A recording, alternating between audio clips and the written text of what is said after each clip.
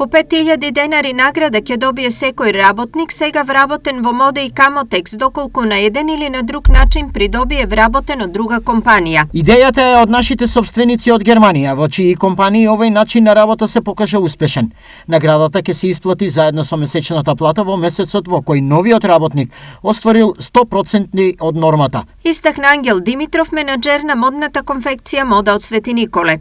Потегот на овие две светиниколски фирми само ја потврдуваат големата потреба од работници и фрлените ракавици кон останатите фирми за поголеми плати и подобри услови за работа. Очекуваме да донесат искусни работници кои некогаш биле наши работници и сега работат во компаниите од Тирис зоната во Штип, вели Димитров.